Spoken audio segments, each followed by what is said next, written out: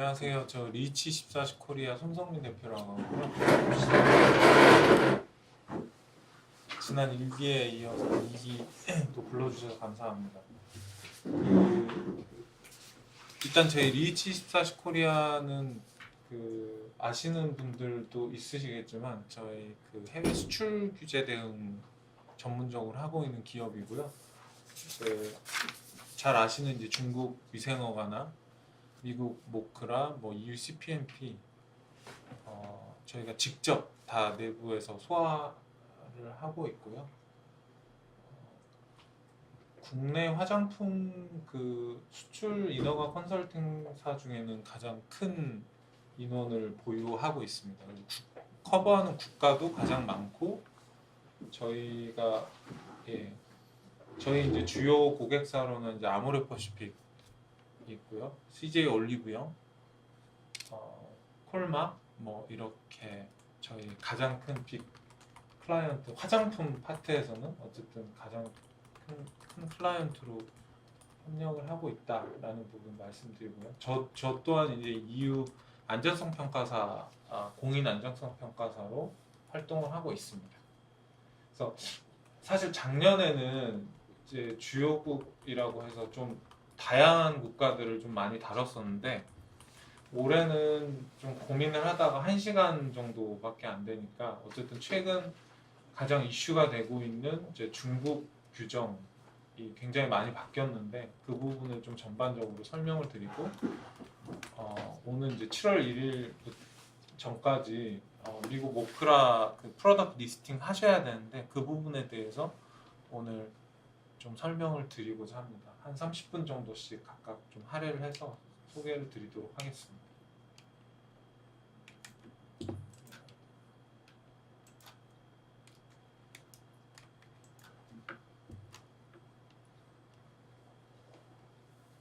일단은 이제 30년 넘은 중국 옛 구 화장품 관리 감독 조례가 개정이 됐고요. 그 부분에 대해서 전반적으로 말씀드리고 어떤 부분들이 변했는지, 그리고 최근 이슈가 또 되고 있는 중국 화장품의 안전성 평가에 대한 개요하고 최신 이제 업데이트에 대해서 좀 설명드리겠습니다.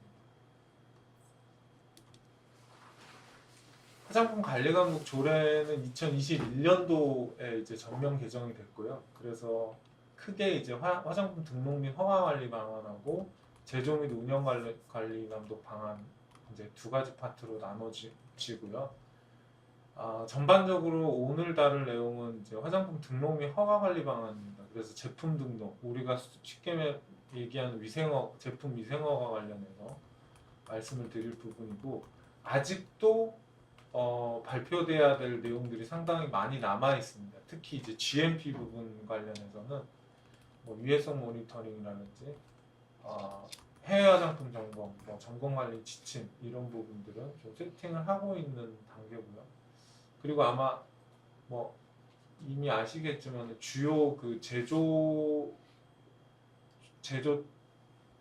제조 기업들에 이제 NMPA 실사가 나왔습니다. 그래서 작년 하반기부터 좀 나오기 시작해서 온라인으로도 진행하고 오프라인으로도 앞으로 이제 진행할 예정으로 알고 있는데, 물론 이제 조용히 내부적으로 쉬쉬하면서 이제 준비를 진행을 하셨습니다만, 어쨌든 이제 그런 부분들을 토대로 NMPA가 해외 화장품 점검에 대한 관리 기준도 좀 내용을 내놓을 것이다라고 보여지고 있고요. 최근 이제 3년간 2020년에서 22년간 수입 화장품 등록 수가 상당히 좀 많았고, 다만 여기 보시면은 새롭게 조례가 개정된 이후에는 조금 제품 등록 수가 줄었습니다. 여러 가지 이유가 있습니다만 어쨌든 규정의 변화에 따른 이거에 대한 비용 발생이나 아니면은 이제 시장에서 나간다거나 이런 이유들로 인해 가지고 좀 줄어들긴 했습니다만 여전히 상당히 많다. 그리고 신제품을 내놓거나 했을 때 이제 예전보다 조금 더 고민해야 되는 것들이 많고 준비해야 되는 자료들이 조금 더 늘어났기 때문에 이런 부분들을 좀 감안해서 제품 출시를 늦추거나 아니면 포기하는 경우도 상당히 많은 것으로 알려지고 있고요. 실제로 우리나라에서도 그때 이제 제품 갱신이나 이런 걸 할 때 많은 품목수를 그냥 갱신 포기를 하는 경우도 상당히 많았고요. 이 새로운 규정 때문에. 그래서 이런 현상들이 나타나고 있다. 이제 중국의 수입 화장품을 보시면은 여전히 페이셜 마스크, 에센스, 향수, 립스틱, 크림 정도가 상당히 좀 다양하게 많이 수입이 되고 있다라는 말씀을 드리고요. 그리고 특히나 여기 보시면은 효능 평가와 관련한 그 자료 제출이 면제되는 제품들이 있습니다. 그게 이제 일반 보습 기능이나 그냥 단순 헤어 케어 이런 부분들은 효능평가 개요 제출이 면제가 되기 때문에 그런 제품들 위주로 품목군이 좀 많이 수입이 되고 있다 중국에 이렇게 보시면 되겠습니다. 그리고 반면에 효능평가 제출이 꼭 필요한 이제 것, 특히 이제 우리나라로 따지면 미백이나 이제 주름 개선 같은 경우는 효능평가를 별도로 해야 되는데 예전에는 그렇게까지는 안 했습니다. 그래서 이 부분이 좀 강화되면서 확실히 품목수가 많이 줄었습니다. 특히 이제 미백 제품 같은 경우는 별도의 효능 시험을 꼭 중국에서 해야 되는 항목이기 때문에 이런 부분을 좀 판단했을 때는 이런 영향이 있다라고 보시면 될 것 같고요. 어떤 부분들이 이제 바뀌었는지 중국을 보시면은 라벨 관리 방법이 새롭게 이제 좀 제출이 됐고 원래 작년 5월 1일까지 갱신된 라벨을 부착을 해야 된다.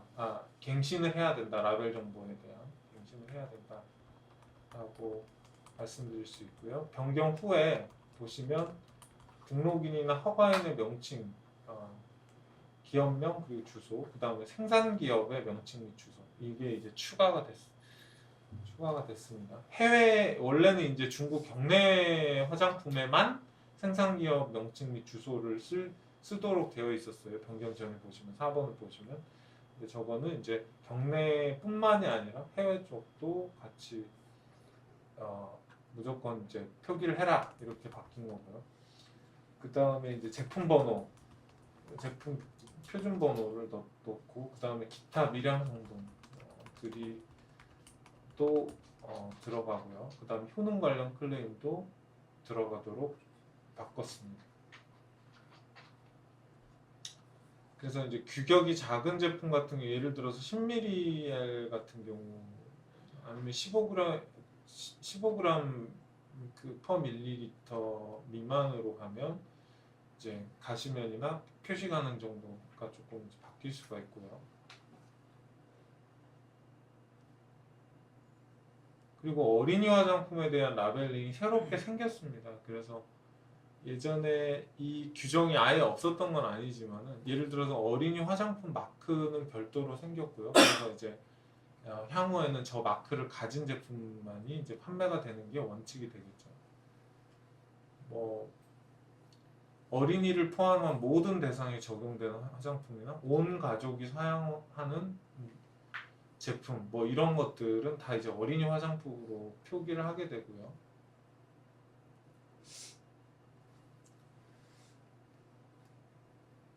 그리고 중문 라벨에서 제품 안전성이나 효능 클레임과 관련한 내용은 기존 포장지 라벨 내용과 일치해야 된다. 그러니까 기존 포장지 라벨이라는 건 우리나라로 따지면 국문으로 되어 있는 라벨의 내용이 중문 라벨에 클레임하고 일치해야 된다라는 거고요.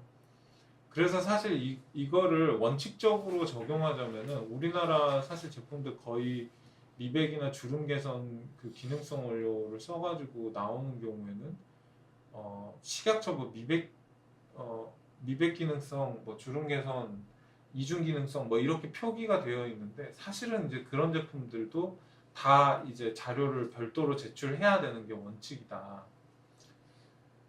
그래서 이 개정안이 처음 발표됐을 때 그러면 우리는 중문 라벨이나 뭐 이런 거 할 때 그 기능성 표기만 그냥 안 하면 되는 거 아니야? 이렇게 이제 하신 분들도 있으셨는데, 원칙적으로는 국문으로 표시된 것도 다 그 오딧을 하는 게 이제 원칙입니다. 그래서 국문으로 쓰인 것도 잘 보셔야 된다라는 부분 말씀드리고요. 판매 포장의 사용기한 표기 방법도 방식 1, 2만 가지고 있다가 이제 방식 3을 또 추가로 했습니다. 그래서 원하는 방식을 기재할 수 있도록 좀 확장을 해놨고요.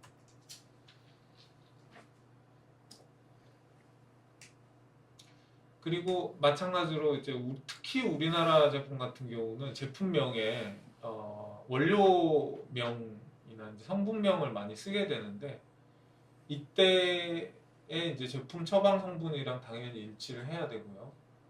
해당 원료가 이제 어떤 효능을 나타내는지 그 해당 원료의 이제 효능 클레임하고도 일치를 해야 됩니다. 그래서 원료의 기능, 그 다음에 완제품의 그 효능 클레임 이렇게 일치를 하도록 돼야 된다. 그래서 뭐 이거는 이제 사실은 이 중국 위생허가에는 적용되지는 않습니다만은, 예를 들어서 그 동남아시아 특히 태국 시장에서 굉장히 유명했던 스네일 화이트이라는 제품 들어보신 적 있으실 텐데, 사실 스네일하고 미백이랑은 전혀 관련이 없잖아요. 그러니까 그런 경우에는 이 그 명명에 안 맞는 거죠. 이제 이 중국 규정에는 이제 그게 안 맞는 것이다. 뭐 예를 들어 스네일 모이스처라이징 뭐 이런 식으로 간다고 하면 이게 맞을 수 있겠지만, 그런 식으로 내가 원하는 그 원료 기능하고 그 다음에 제품명하고 이 부분은 일치가 돼야 된다라고 보시면 되겠습니다. 효능 평가 클레임을 보시면 크게 이제 10가지로 나눠놨습니다. 그래서 미백, 탈모, 그 다음에 이제 리페어, 영양 공급, 그 다음에 민감성 피부 사용 적합이라든 등 이제 특정 클레임, 그 다음에 여드름, 주름, 타이트닝, 진정, 유분 조절 이렇게 있다고 보시면 되겠고요. 그래서 이제 효능 클레임과 관련한 평가 항목은 이렇게 이제 그 추가적으로 20가지로 세부적으로 나눌 수 있는데, 1번부터 6번에 해당하는 저 빨간색 효능 클레임에 대해서는 인체 효능 평가만 체크가 돼 있잖아요. 저거는 이제 중국 내에서만 무조건 가능하다. 그리고 이제 이 나머지 밑에 7번부터 20번 정도, 7번부터 19번 정도, 혹은 20번까지 포함될 수 있지만은, 이 부분은 다 국내에서도 가능하고 중국에서도 가능한 효능 클레임 방법이다. 그래서 꼭 인체 효능 평가를 안 하더라도 소비자 사용 테스트, HUT라고 하는 소비자 사용 테스트를 통해 가지고 소비자들에게 나눠주고 설문 받아가지고 그거를 이제 결과 자료를 제출하는 이런 형식으로도 가능하고, 인비트로나 이런 실험실 자료로도 가름이 가능하다, 시험법이 있다면. 다만 이제 문헌 자료나 연구 데이터 같은 경우는 세모로 표시가 되어 있잖아요. 저거는 뭐냐면 단독으로는 제출할 수 없는 자료다.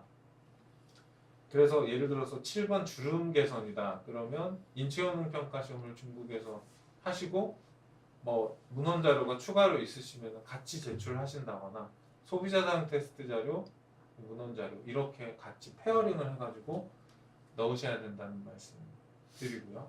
그 다음에 보습이나 헤어케어, 아까 제가 말씀드렸던 그 다음에 이제 원료 효능과 관련된 자료를 제출하려면은 문헌 자료만으로도 단독으로도 제출이 가능하다. 그래서 저기는 그냥 별표가 돼 있는 부분은 저거 하나만으로도 어쨌든 가름이 된다. 그래서 만약에 이제 제품 개발하거나 우리가 이제 특정적으로 기능을 클레임하고 싶지 않다면은 최대한 보습이나 헤어케어 이런 쪽으로 제품 개발해서 가시는 게 조금 더 효과적이다. 특히나 그 스파나 아니면은 이제 클리닉을 위주로 들어가는 제품들은 클레임을 최대한 더 안 하시고요. 보습이나 이런 쪽으로만 하셔서 어차피 그 제한된 그 마켓에다가만 풀 목적을 가진 브랜드나 제품 같은 경우는 이런 부분들을 최대한 좀 최소화해서 가는 경향이 최근에 있긴 합니다. 그 1번부터 6번까지 그 효능 인지효능 평가 시험 받아야 되는 거는 중국 현지 네, 기관을 중국에서만. 해서 네. 한국에서 받은 인증이 아예 안 안 되는 돼. 거예요? 예, 아예 안 돼. 그러면 뭐 에이전시 같은 거 껴서 같이 해야 되는 거예요? 그렇죠. 예. 그러면 기능성은 보통 미백이랑 주름개선 두 가지잖아요. 네네. 그러면 탄력은 상관없는 거죠? 탄력 뭐 이런 거. 탄력은 이제 타이트닝으로 가시거나요. 네, 그렇게 하실 수 있습니다. 그래서 뭐 탄력형 주름 개선은 국내에서도 가능하시다. 근데 중국에서 그 효능 평가 시험은 따로 받는 게 좀 어려운 거예요? 아니요, 이거 가능합니다. 중국에서. 그러니까 근데 뭐 시간이나 뭐 그냥 금액적인 게 좀 더 쉬운 거죠? 사실 금액도 거의 중국에서 진행하시는 거랑 큰 차이는 안 나고요. 예. 그러니까 사실 이제 저희는 이제 중국 법인이 있기 때문에 사실 다 턴키로 진행을 하고 있고, 가능하시면은 어차피 만약에 미백도 어차피 하셔야 된다라 그러면 가격 차이가 크게 안 나니까 그냥 통으로 다 뭐 주름 개선도 중국에서 그냥 하고 미백도 같이 그냥 맡겨서 진행하시는 거를 추천을 많이 드리죠. 소비자 사용 테스트하고 실험실 시험도 중국에서 해야 되나요? 아니면 한국 것도 되나요? 아, 이거는 다 국내에서도 가능합니다. 예, 한국 것도 가능합니다.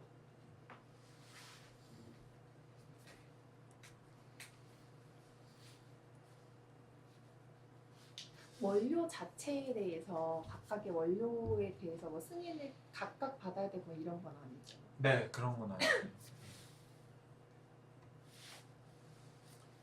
그래서 이제 현재 이 구분이 좀 잘 안 돼 있어가지고 여기 안에 이제 좀 들어오기 애매한 클레임들을 저희가 좀 모아봤는데, 스킨 라이트닝, 뭐 사실은 뭐 브라이트닝이나 미백으로 갈 수도 있겠지만 꼭 저런 이제 표현을 쓰고 싶어 하신다거나 항산화, 항당화, 항노화 뭐 이런 부분들은 항산화 쪽은 뭐 아예 그냥 주름 개선으로 가신다거나 이런 쪽으로 많이 말씀을 드리고, 왜냐하면 저런 항산화에 대한 그 엄밀한 사실 시험법이나 이런 게 개발이 안 돼 있기 때문에 저런 부분을 수치화하고 그 정량화할 수 있는 부분이 상당히 좀 어려워서 클레임 자료를 만들기가 어렵고요. 블루라이트 차단 같은 경우도 마찬가지입니다. 그러니까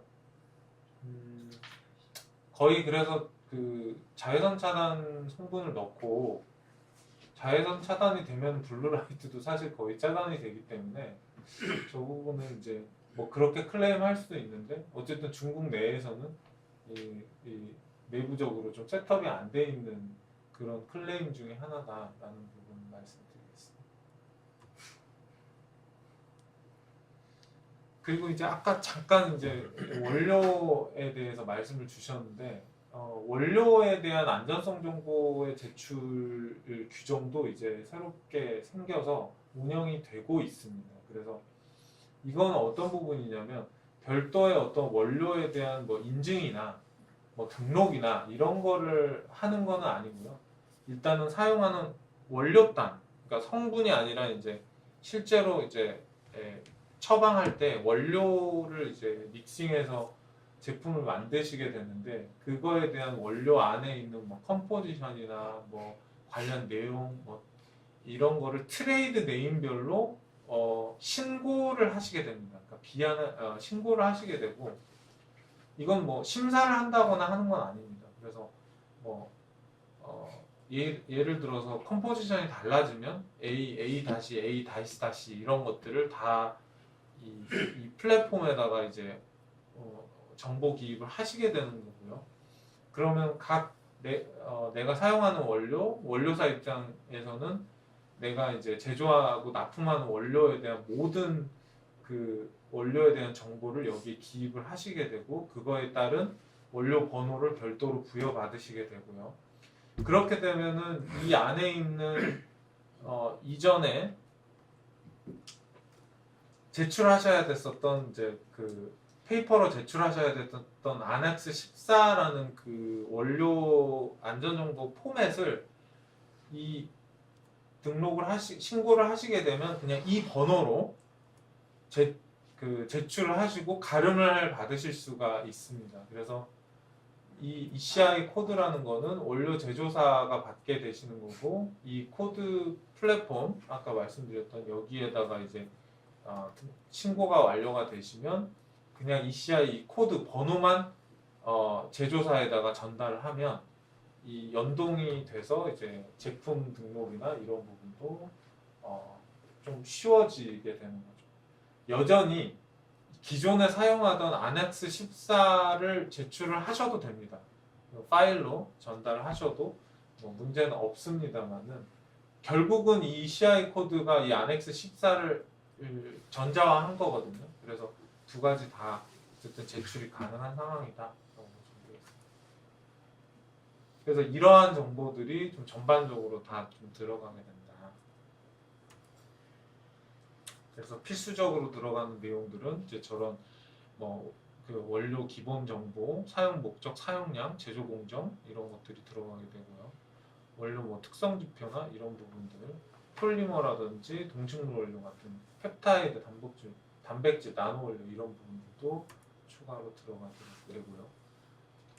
그리고 이제 위험물질 제한이나 국제권익기구 평가나 타산업군, 뭐 식품에서 뭐 먹고 있다거나 이런 부분들, 그 다음에 기타 이제 내용이나 이런 부분들도 추가로 선택적으로 올릴 수 있다. 이거는 사실 선택이라서 뭐 내부적으로 진행하신 기업들 같은 경우는 거의 그냥 스킵하시는 경우도 엄청 많으셨을 텐데,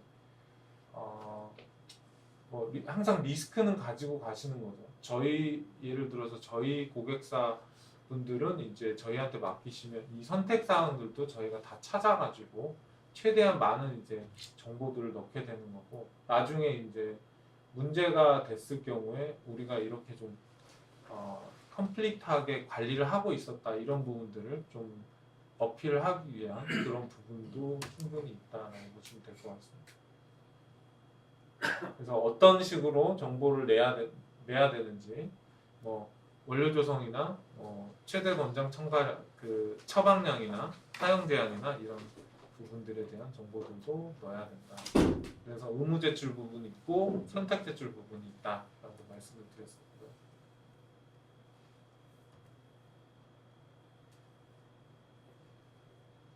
그래서 이 제품 클레임과 관련해 가지고 온라인 광고 규정 미중수에 대한 사례를 몇 가지 좀 가져와 봤고요.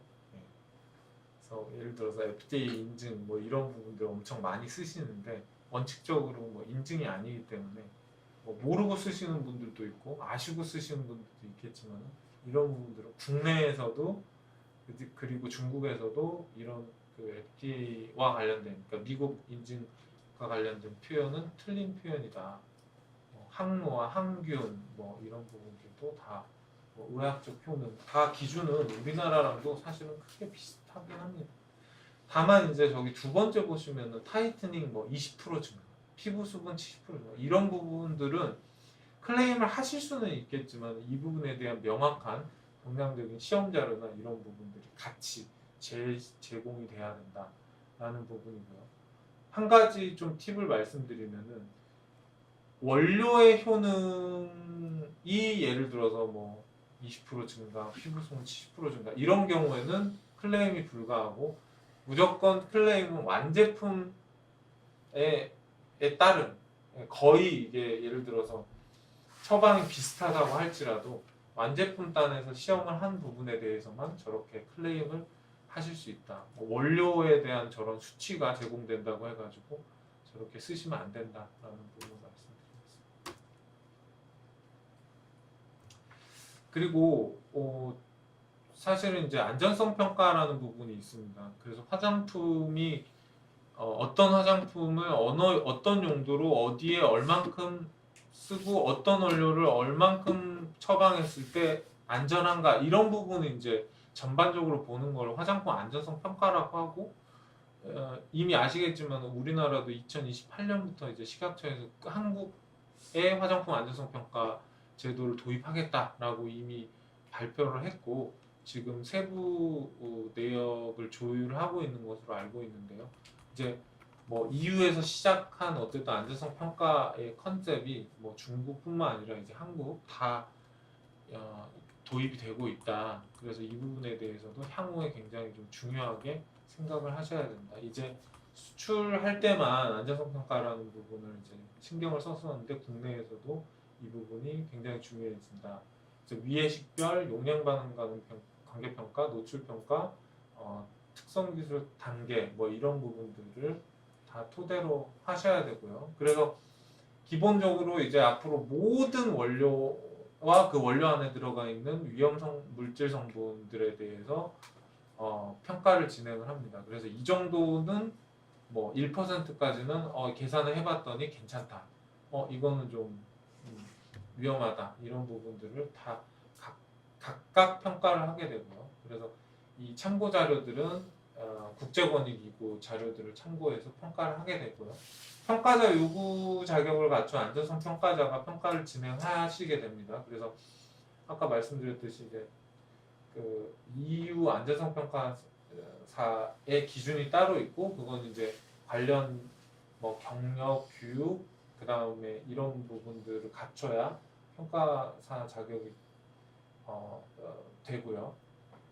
우리나라도 우리나라에 맞춘 이제 화장품 안전성 평가사 그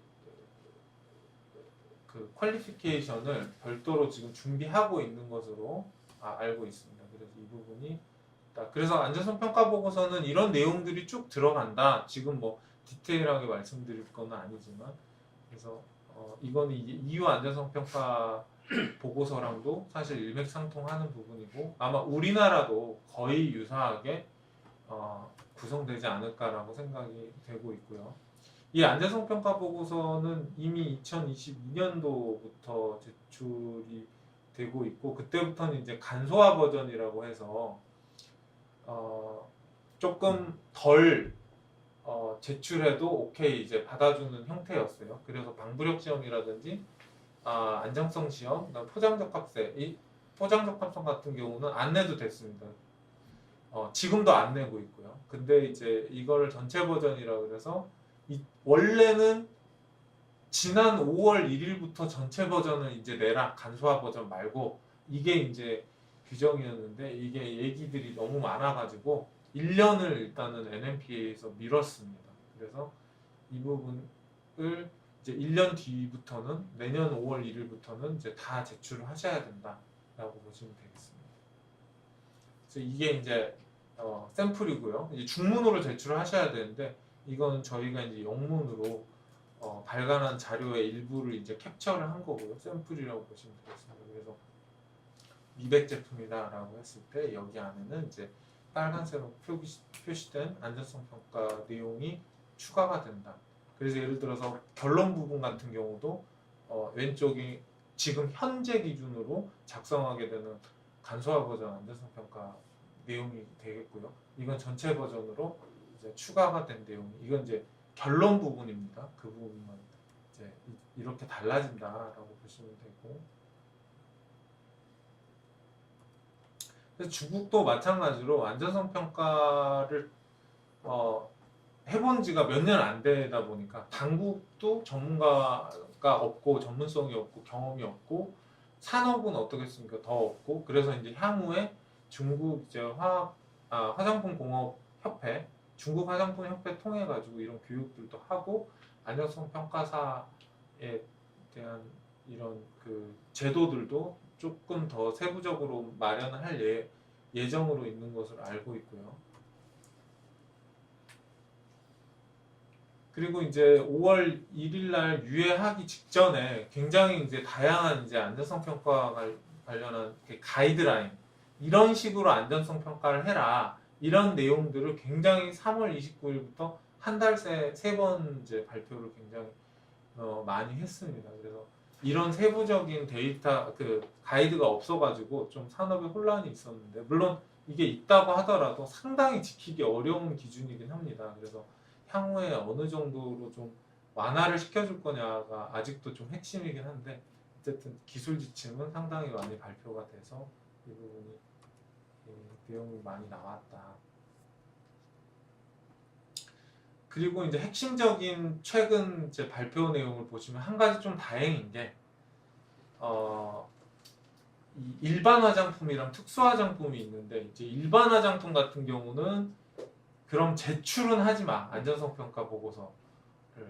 그리고 가지고만 있어. 이렇게 되는 거고 이제 미백 원료나 영유아 어린이 화장품이나 이런 제품들 좀 위험도가 있을 수도 있겠다라고 되는 유형들에 대해서는 안전성 평가 보고서를 제출해. 우리가 그거는 검토할 거야. 이렇게 좀 이야기를 한 상태고 그나마 다행이다. 원래는 다 그냥 필수 제출해서 검토한다고 했었는데 현실적으로 그게 어렵지 않냐라고 했었는데 이렇게 그나마 좀 완화가 된 부분이 있다. 라고 보시면 되겠습니다.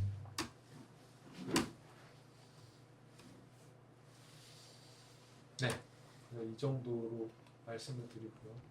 그리고 추가적으로 지금 계속 발표를 하고 있는 부분이 원료안전 사용정보 목록을 최근에 발표를 했습니다. 이게 뭐냐면 우리가 중국의 화장품 기사용 원료 목록이라고 있는데 그거 외에 이제 그거는 이제 사용할 수 있는 원료의 목록이고 이 목록은 뭐냐면 그 원료들 중에 원료 안전 정보가 충분히 있다고 판단돼요. NMPA가 요거는 원료 안전 정보를 특별히 별도로 제출하지 않아도 돼 하는 이제 목록을 2,250여 개 정도 포함이 되게 되어 있고 식물 추출물이 다수 포함되어 있어 가지고 향후에는 가능하시면 이 원료 안에 있는 식물 추출물을 사용해서 처방을 하시는 게 향후에 이제 훨씬 좀 유리하다. 나중 이제 내년 5월 1일부터는 여기에 없는 식물 추출물을 만약에 사용을 하신다라고 하시면 별도 안전성 데이터를 제출하셔야 되기 때문에 상당히 어려울 가능성이 높다라는 부분 좀 팁으로 말씀드리겠습니다.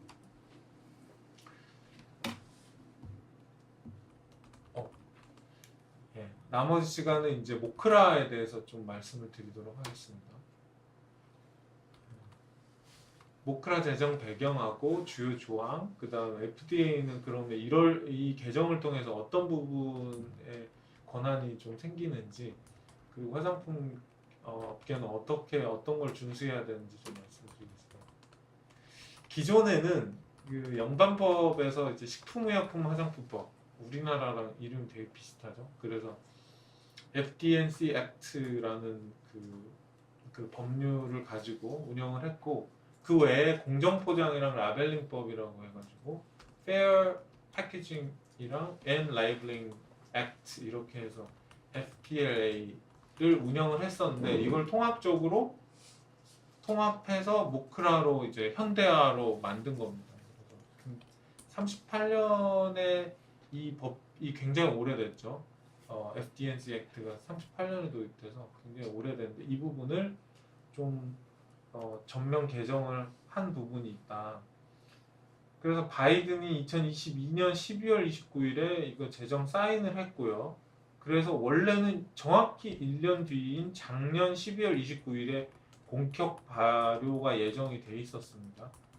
그리고 올해 6월 달에 알레르기 유발물질 목록 초안 발표하고 성면, 탈크 관련한 시험법에 대해서도 최종 발표를 하겠다라고 했는데 지금 아직 발표가 안 됐죠. 아직 6월은 아닙니다만 그래서 이 부분이 아직 펜딩이고요.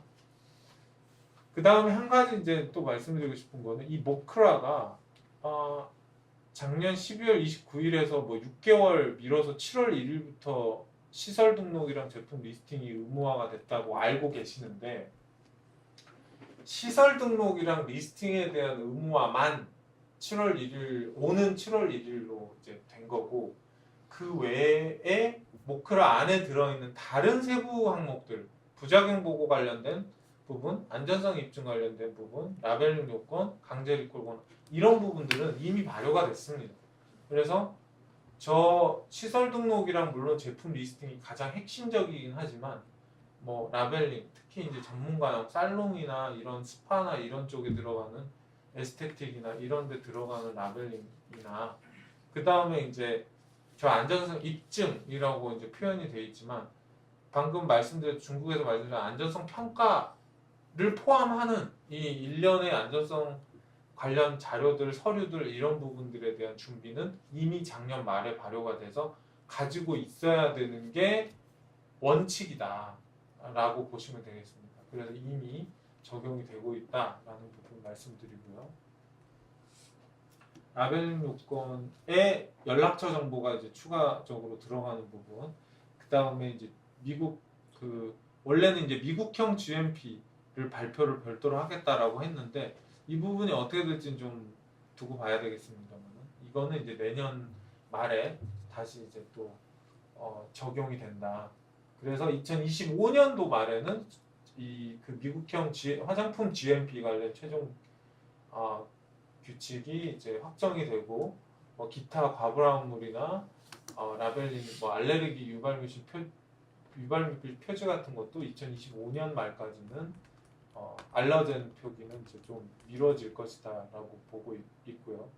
아시다시피 최근에 EU 올해 초죠. 올 초에 그 EU 알러젠 물질이 한 80여 개로 엄청 많이 늘었죠. 기존에 27개 이 정도에서 많이 늘었고 그 알러젠 표기에 대한 규칙도 좀 바뀌었고요. 그룹핑 이런 부분들이 새로 생기면서 아마 그 부분들이 같이 좀 유사하게 아마 발표가 되지 않을까 싶습니다. 그럼 최근에는 무향으로 거의 진행하는 분위기인 거죠. 무향이요? 향료를 많이 안 쓰는.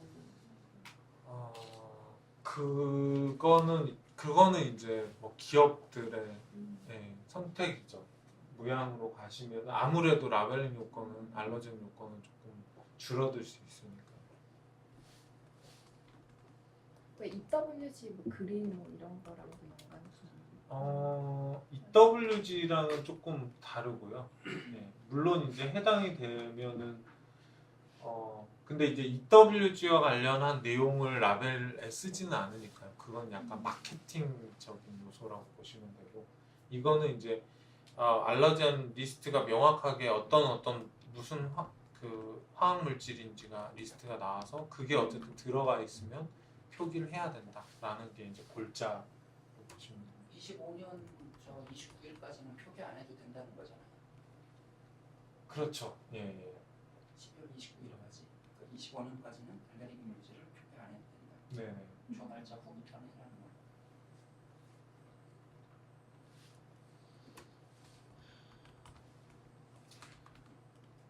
거. 그래서 크게 이거는 이제 하나의 이제 그 구조라고 보시면 돼요. 이제 업계는 이제 6가지 부분이 늘었습니다. 그래서 시설 등록을 없던 걸 또 해야 되고요. 제조사 기준이죠. 제조사 기준으로 시설 등록이 별도로 생겼고 물론 이제 기존의 OTC나 ETC 같은 그 제조사들은 시설 등록이 별도로 있었습니다만은 이걸 이제 화장품 제조사도 유사하게 시설 등록해서 우리가 제조 시설들도 관리를 하겠다. 국내외 모두. 그리고 두 번째로 제품 리스팅도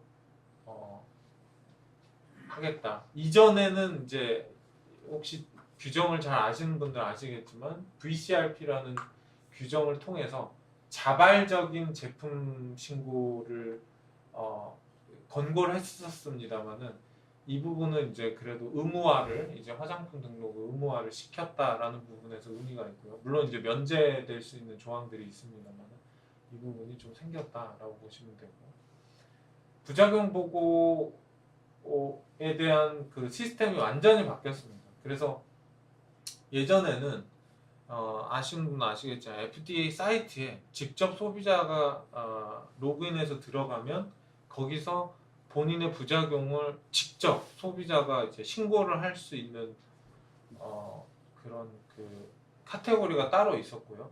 그래서 FDA가 직접 소비자와 소통을 하면서 뭔가 조치를 취하는 부작용 보고를 받고 하는 형태였습니다. 근데 이게 듣기만 해도 아시겠지만 굉장히 비효율적이고 좀 어려움이 뭐 많았겠죠. 그래서 이 부분을 기업을 통해서 FDA가 이제 보고를 받겠다. 이제 이렇게 바뀌었고 그러면은 책임 소재가 FDA가 대응하던 게 기업으로 넘어갔기 때문에 이제 FDA는 기업만 매니징을 하게 되고요. 관리를 하게 되고 기업들은 이제 책임 소재를 이제 안고 가는 부작용 보고 관리와 관련해서도 그런 부분들이 생겼고요.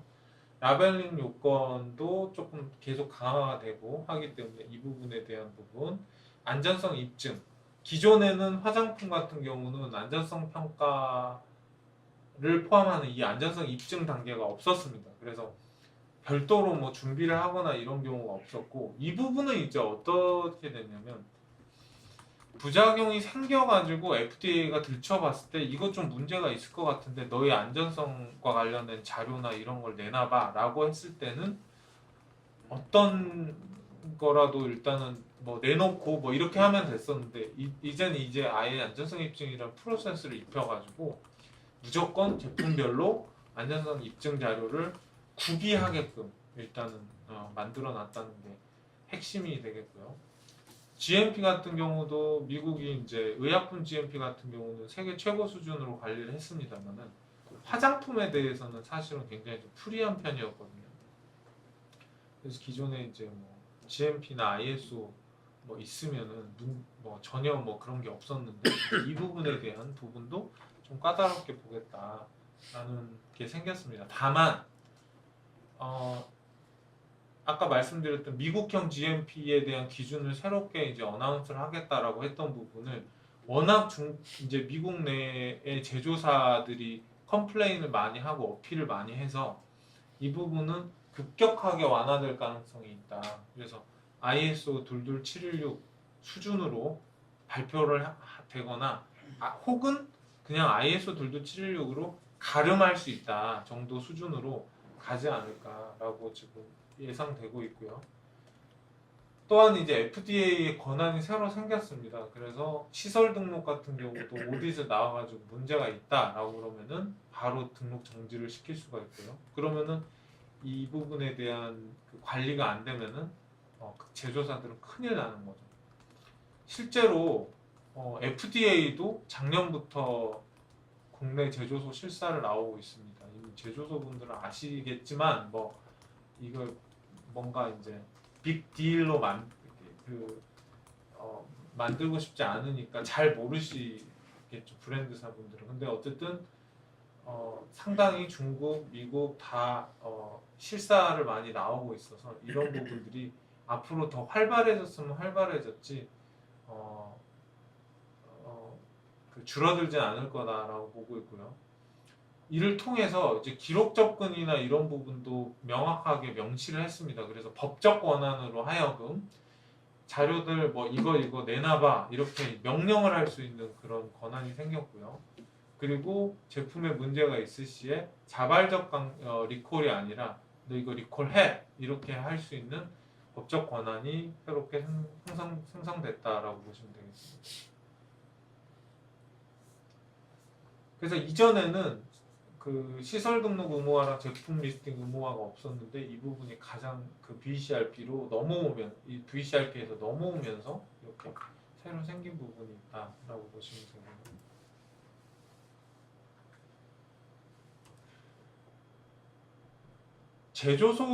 제조사 기준으로 시설 등록하는데 들어가는 제품 정보는 이런 이제 정보들이 있습니다. 그래서 특히 3번에 보시면은 미국 외에 소재하는 시설, 그러니까 우리나라 제조사의 경우에는 미국 내 에이전트를 선임을 해서 그 이름하고 연락처, 이메일 주소 이런 부분들을 기재를 하게 되어 있습니다.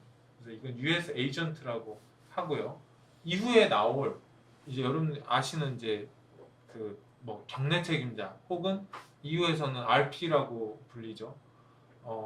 에 대한 부분은 제품당 RP가 있는 거고 여기서 얘기하는 거는 제조사에 시설 등록할 때 US 에이전트 좀 다릅니다. US 에이전트랑 RP는 뒤에서 나오고요.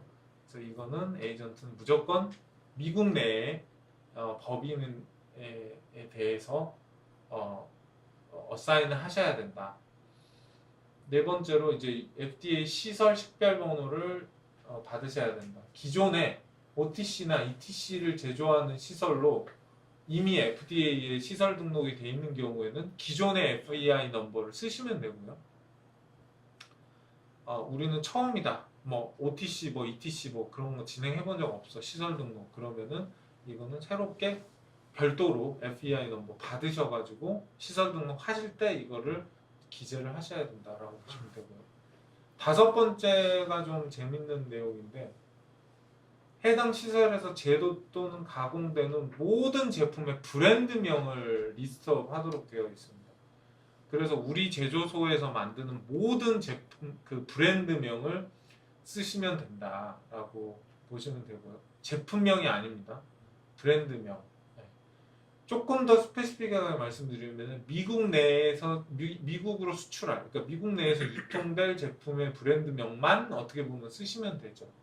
근데 이제 뭐 굳이 그럴 필요 없이 계속 그냥 전 브랜드명을 리스트업을 하시면 되고요. 그게 이제 너무 많으신 곳도 있으실 테지만 어쨌든 이게 원칙이다.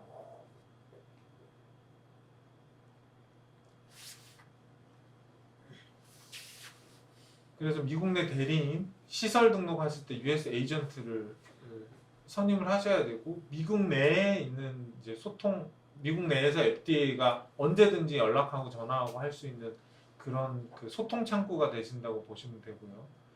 그리고 이 US 에이전트를 통해서 그러니까 미국에 있는 법인이죠. 법인의 이제 사람을 통해서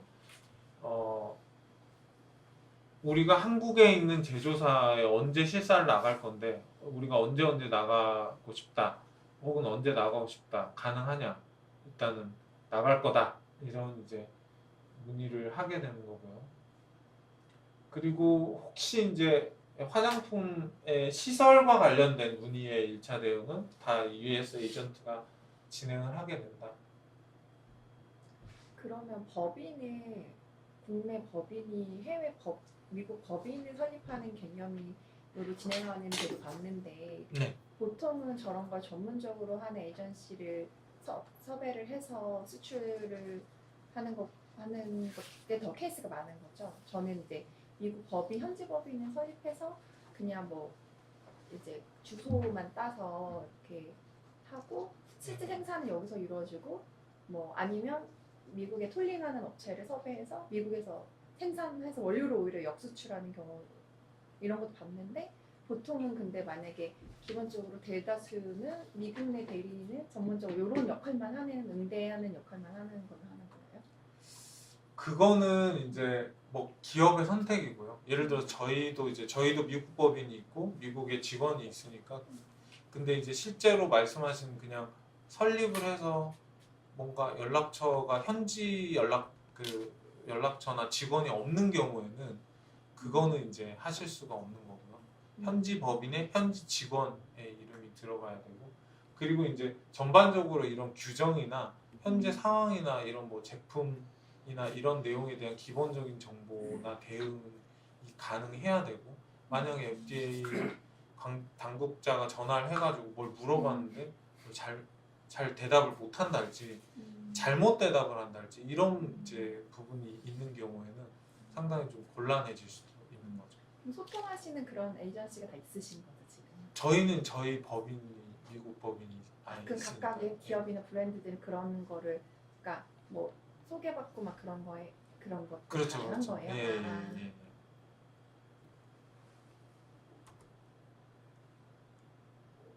그래서 이제 여기까지는 시설 등록과 관련한 거였고 여기서부터는 이제 그 브랜드사와 관련된 내용이라고 보시면 되고요. 제품 리스팅은 이제 제품 신고라고 보시면 됩니다. 필수 제출 정보는 이제 이런 부분들이 쭉 들어가고요. 제품 전성분도 들어가는데 성분 함량 뭐 몇 퍼센트 막 이런 것까지는 요구되지가 않습니다. 특히 이제 미국이랑 이제 유럽 같은 경우는 이 플랫폼에 제출해야 해서 관리되는 정보 같은 경우는 굉장히 허술하게 제출이 됩니다. 그래서 플랫폼에 공개 뭐 공개는 안 되지만 어쨌든 이제 제출하는 부분은 이 처방 기밀이다라고 그래가지고 상당히 좀 얼기설기한 정보로 또 충분히 제출이 가능하고요.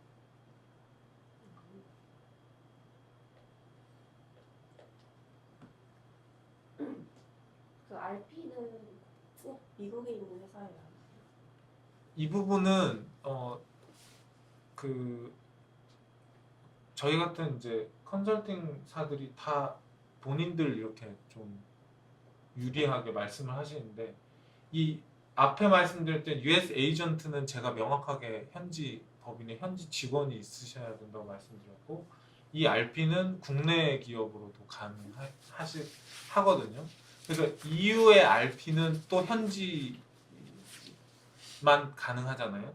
이 미국의 현재 모크라의 책임자는 국내에도 가능하다라고 보시면 되겠습니다. 그래서 브랜드사가 하실 수도 있어요.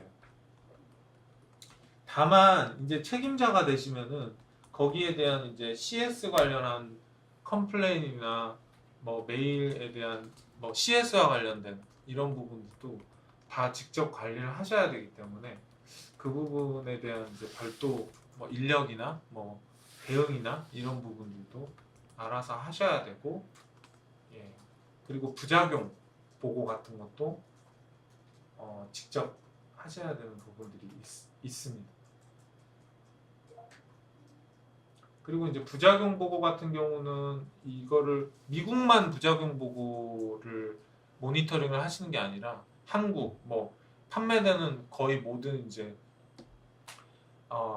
그 국가에서 시장에서 그 취합되는 정보들을 다 모으셔야 되고 매년 1회씩 1회 이제 그 보고서 만드셔서 제출하셔야 된다 보시면 되고요.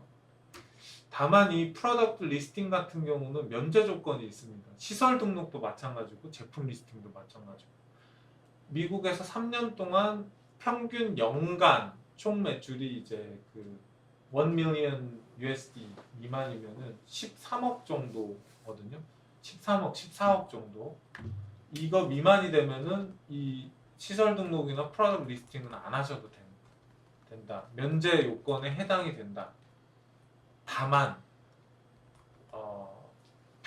이전 규정인 VCRP 때도 마찬가지지만 어차피 아마존, 뭐 얼타, 뭐 세포라, 뭐 어디에 들어가셔도 이 프로덕트 리스팅 넘버는 가지고 와라고 할 거기 때문에 사실 실상은 면제 조건이 큰 의미는 없다. TJ Maxx 다 마찬가지고 아마 거의 주요 유통처는 이미 5월 안으로 프로덕트 리스팅 번호 달라고 하셨을 거거든요. 거의.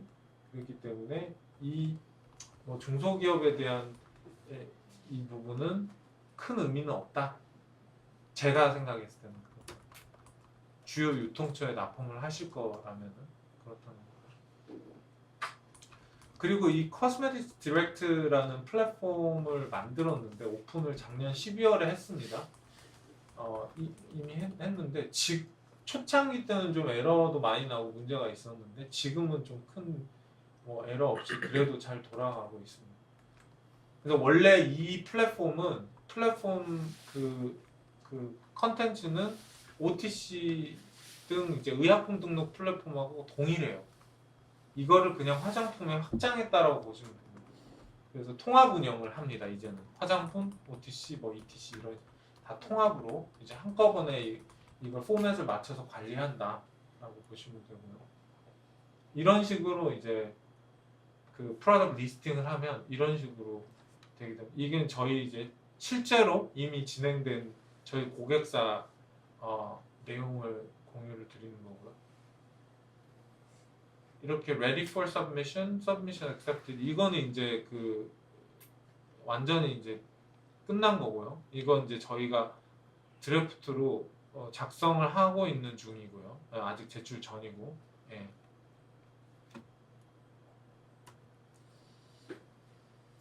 이건 이제 시설 등록하면 샘플입니다. 그래서 이제 아까 말씀드렸던 이런 내용들을 넣으시면 된다. 여기 보시면은 이제 facility brand names라고 그래서 여기 이제 add를 계속 누르셔가지고 이제 제조하시는 브랜드 네임을 계속 리스트업 하시면 되고요. 이거는 이제 제조사에 따라서 대응을 어떻게 하시는지 모르겠는데 저희가 이제 시설 등록을 해드리고 있어서 제조사분들도 많이 하시는데 어떤 곳들은 이제 이게 좀 원활하게 뭐 업데이트를 안 하셔가지고 예를 들어서 브랜드사가 우리는 지금 당장 이제 7월부터 프로덕트 리스팅 번호 받아가지고 나가야 되는데 이게 이제 연동이 안 되면은 사실은 프로덕트 리스팅에는 해놨는데 시설 등록에 브랜드 네임이 빠져 있으면 이게 연동이 안 되는 거잖아요. 근데 아마 저희가 알기로는 아직 그렇게까지 시스템이 그 연결이 되지는 않는 것 같기는 합니다만 어쨌든 그 부분이 원활하게 돼야 어쨌든 그 프로덕트 리스팅도 원활하게 할 수 있다라는 부분 말씀드리겠습니다. 제품 리스팅 화면은 이런 식으로 이제 돼 있다고 보시면 됩니다. 부작용 기록 보관이랑 보고 관련해서는 이제 예전에 없었던 게 이제 새로 생겼다고 말씀드렸고요. 이미 이거는 발효가 돼 있는 상황이다. 그래서 실질적으로는 이미 올해 이제 보고되는 부작용 사례들이나 내용들이나 이런 거를 없으면 없는 대로 있으면 있는 대로 브랜드별 제품별 내용을 정리를 쭉 체계적으로 하셔야 된다. 그래서 보고를 하셔야 되고 부작용 사례는 거의 화장품은 6, 7, 8 정도 된다고 보시면 됩니다. 좀 마이너하죠. 감염 최대한 감염. 이 부작용 사례 보고 방법은 그나마 조금 낫긴 합니다. 왜냐면 기존에 그 폼 3500A라는 그 medWatch 그 서류가 있는데 보시면 아시겠지만 이제 의약품 보고할 때 썼던 포맷이랑 똑같습니다. 그래서 이거를 통해서 화장품도 똑같이 이 부작용 보고가 있다면 이 부분을 정리를 하시면 된다. 그래서 이거를 작성을 하셔서 이 내용을 작성을 하셔서 이걸 우편으로 보내셔도 되고 이메일로 보내셔도 된다. 소비자를 위한 연락처를 이제 그러다 보니까 라벨링에 기재를 해야 되죠. 왜냐면 아까 말씀드렸던 FDA가 이제 그 컴플레인을 받지 않기 때문에 소비자가 이제 연락할 수 있는 RP죠. RP 미국 내 전화번호 혹은 이제 또는 이제 이메일 이런 식으로 책임자가 부작용 사례를 보고받을 수 있는 전자연락처. 그러니까 만약에 우리는 한국에서 책임 RP를 하고 싶어라고 하면 국내 이제 담당자의 전자연락처 이메일을 쓰거나 아니면은 홈페이지나 이런데 혹은 구글 서베이나 이런 데를 통해서 관리를 하신다든지 이런 방법을 할 수 있는 부분을 하시면 되고요. 착향제 알레르기 유발 물질은 이제 향후 될 거다. 그리고 작년부로 이미 발효된 전문가용 화장품 표기와 관련돼서는 이미 쓰셔야 된다. 근데 이 부분이 좀 애매하긴 합니다. 그러니까 예를 들어서 전문가용 화장품이라고 하면은 좀 화학 케미칼 필링 제품들 이런 부분들이 되겠고요. 만약에 우리는 그냥 마케팅 컨셉적으로 그런 강산 제품이 아닐지라도 전문가용 화장품으로 클레임을 하고 싶으시면 물론 표기를 하실 수도 있겠습니다만 일반적으로 미국에서 얘기하는 프로페셔널 유즈 같은 경우는 살리실산 거의 50%, 20%, 30% 이런 이제 그런 처방 제품들도 미국은 이제 미국에는 상당히 많이 있거든요. 이런 부분들에 해당된다라고 보시면 되겠고요. 안전성 입증 같은 경우는 마찬가지로 이 기록을 아까 보관해야 됩니다. 보관해야 되고 대신 좀 이제 웃긴 게 미국이 이게 안전성과 관련된 내용이지 않습니까? 규정인데 세부 규정이나 가이드라인이 전혀 없습니다. 그거는 이제 미국 그 연방법상 특성이기도 한데 이 화장품 안전성이라는 게 누구도 사실은 어떻게 보면 우리가 모르는 내용이 있을 수 있기 때문에 이 안전성에 대한 개런티를 100%는 할 수는 없는데 이거를 모크라에서 다루지 않은 이유는 만약에 이걸 세부적으로 EU나 중국이나 뭐 우리나라도 어떻게 할지 모르겠습니다. 이 부분을 세세하게 가이드라인을 주거나 세부 세칙을 다루게 되면 이 규정을 제시한 이 가이드라인을 제시한 당국에서 책임을 져야 되는 법이고 미국 그 법 체계상 아시겠지만 돈을 어마어마하게 물어야 됩니다. 정부에서. 왜냐하면 너희들이 가이드 준 대로 우리는 한 것일 뿐인데 문제가 생겼다라고 되기 때문에 향후에도 이 안전성 입증을 어떻게 해야 되는지 그럼 아까 중국이나 유럽에서 하고 있듯이 안전성 평가 보고서를 쓰면 되는 거야? 라는 것도 명시를 하지 않았습니다. 그래서 이 부분은 좀 아이러니하지만 기업별로 방향성은 알아서 자체적으로 내규를 가지고 설정을 하셔서 어쨌든 어떤 서류가 됐던 우리가 EU 규정을 따랐다, 중국 규정을 따랐다, 어떤 규정을 따랐다라고 하든 이 서류, 이 안전성 입증 관련한 그 서류는 구비를 하셔야 되는 것은 이제 무조건 맞다. 나중에 이제 FDA 실사가 나와서 내놔라고 했을 때 없는데라고 하시면 큰일 나는 상황이 되겠습니다. 네네네 이제 다 마무리될 것 같습니다. 그래서 말씀드렸다시피 RP가 안전성 입증 기록을 유지해야 된다라는 부분이고요. 그리고 이제 GMP 같은 경우 아까 말씀드렸듯이 아직 발표된 부분이 구체적으로 없습니다. 그래서 기다려 봐야 되는데 상당히 좀 완화될 가능성이 있고 FDA는 이제 아까 말씀드렸던 리콜이나 기록 접근, 시설 등록 정지 이런 부분의 권한이 커졌다. 탈크 시험법이나 뭐 과부하물 부분도 아직 그 세팅이 안 된 부분이 있기 때문에 말씀드리긴 힘들다. 다만 이제 마지막으로 이거 좀 말씀드리면은 과부하물 같은 경우는 주법 캘리포니아나 뭐 뉴욕이나 이런 그 주법에서는 이미 명시가 됐습니다. 빌이 제출이 돼서 그 법이 통과가 됐기 때문에 연방법에서 과부하물에 대한 포함이 아직 세부 세칙이 제정이 안 됐다는 거지. 실제로는 이제 과부하물이 들어가면 안 되는 거거든요. 미국에 이제 그렇다고 뭐 캘리포니아, 뉴욕 뭐 다른 주요 주법들도 많이 통과가 됐기 때문에 이 부분에 대해서는 명확하게 좀 짚고 체크를 해야 될 필요가 있다. 다만 관리할 수 있는 실질적인 방법이 시험법이 아직 전부 다 개발이 안 돼 있는 상황이기 때문에 이 부분을 최대한 좀 보완할 수 있는 인증 같은 것들이 현재 있습니다. 몇 개 있는데 이 부분을 통해서 좀 보완을 하고 넘어갈 수도 있다라는 부분 말씀드립니다. 그래서 이 부분은 이미 말씀을 드렸기 때문에 이런 거를 따라야 된다. 그리고 이제 주 규정에 아까 이제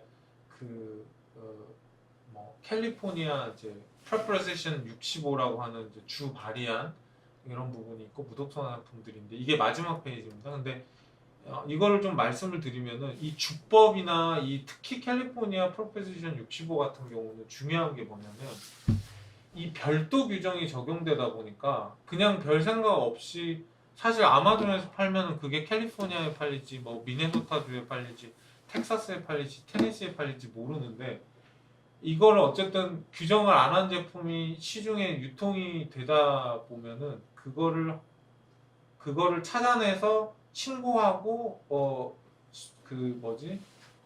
수하는 그 검찰에 이렇게 신고하는 이런 헌터들이 별도로 있습니다. 근데 이거를 만약에 어겼을 경우에 별도로 사용금지 제한 성분을 연방법에서는 오케이인데 주법에서 안 된다고 하는 성분을 쓰게 되면은 이 부분은 금지 그 처벌이 뭐 몇 억 이상, 뭐 몇십억, 또 몇백억까지 가기 때문에 이런 것 때문에 굉장히 힘들어하는 좀 큰 브랜드사들이 많아요. 사실은 뭐 우리나라는 아직 뭐 이슈가 크게 안 되지만은 뭐 우리가 정말 알만한 글로벌 플레이어들도 이런 부분을 자칫 잘못해가지고 걸려서 몇십억, 몇백억 이렇게 물어준 사례들이 실제로 있거든요. 찾아보시면. 그래서 이런 부분들은 사전에 좀 까다롭게 내부적으로 좀 체크를 하시고 나가는 게 굉장히 중요하다. 생각보다 잘 모르시는 부분들이 있어서 마지막으로 말씀을 드렸고요. 네, 여기까지 일단 설명을 드렸습니다. 끝까지 들어주셔서 감사합니다. 질문 있으시면 질문 해주시죠. 다른 주는 안 그렇고 캘리포니아만 돼요. 아니요, 이제 주마다 다 법이 다 있어요. 근데 좀 강력한 게 있죠. 네네네. 그러니까 예를 들어서 화장품 동물시험법 금지 같은 경우도 지금 한 11개 주에서 금지를 시켰거든요. 연방법에서는 없어요. 동물시험법 금지 뭐 이런 건 없고 주법에만 있고. 그래서 원칙적으로는 뭐 안 된다. 동물시험. 근데 OMC 같은 경우도 예를 들면 뭐 하와이주에서 안 되고 했는데 지금 말씀하신 거가 온라인에서 사냥이라고 했는데 파는 사람은 그걸 안 팔았잖아요. 온라인에 팔고 있잖아요. 그렇죠. 그게 네. 거기서 사람이 샀다고 문제가 되어야 되나요? 이상하게 빵는 것도 마찬가지고. 왜냐면 나는 거기다 파는 게 아니잖아요. 그 사람이 사고. 나이가 말하면 그 사람이 한국에 와서 사갔다고 해서 한국에 문제될 건 아니잖아요. 그렇죠. 물론 그렇죠. 그러니까 뭐 예를 들어서 뭐 온라인 그 웨어하우스가 뭐 캘리포니아에 있다. 그러면은 또 그쪽으로 보낼 수밖에 없는 거고 그런 경우에는 충분히 적용이 되겠죠. 그 만약에 이제 내수용으로 완제품을 다 생산 완료, 패키지까지 완료하고 국내 출시하고 이제 수출 준비를 할 때 예를 들어 리치 24 여기다 의뢰를 하면 네네네. 저런 서류 작업하고 뭐 컨설팅 받고 뭐 법령 준수했는지 다 네네네. 따지고 네. 했을 때 어떤 시간, 비용 이런 것도 좀 궁금하긴 한데, 그러니까 대충 예를 들어 뭐 어느 정도 기한을 사전에 미리 준비를 하고 실시를 계획해야 되는지 그런 것들. 일단은 그 최근 어쨌든 그 규정 트렌드는 제품 처방 단계부터 사실은 같이 협업을 하는 게 요즘 트렌드고요. 왜냐면 처방 뭐 확정됐는데 그거 검토해서 이거 수정해야 돼라는 경우가 엄청 많이 생기거든요. 그래서 사실 처방 확정까지가 어렵고 처방이 이제 딱 확정이 되고 그게 이제 규정에 문제가 없다. 특히 이제 처방 확정 때부터 우리가 미국 향인지 중국 향인지 유럽 향인지 이런 부분들을 사전에 좀 전반적으로 봐야 될 필요가 있어요. 그래서 이거를 다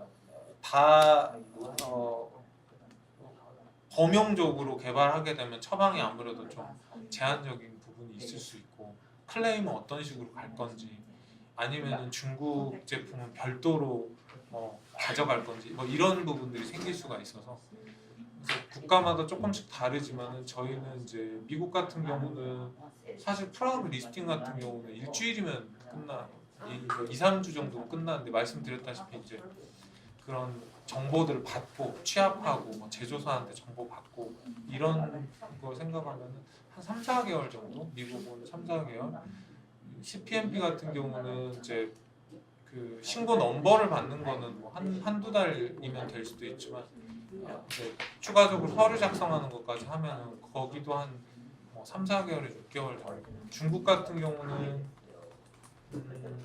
일반 화장품은 4개월에서 6개월, 그 다음에 이제 그 특수 화장품, 선크림 제품 같은 경우는 선크림 200 이런 거는 이제 1년 정도 보셔야 되는 게 현실적으로.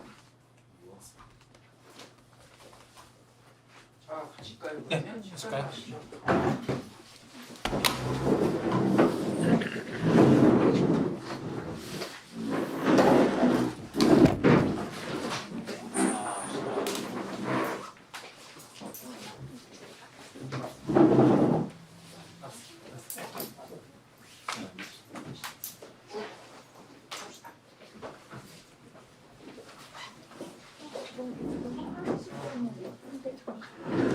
아무나 할 수 없어요. 아무나 더 안 돼. 수학 보시는 분 그거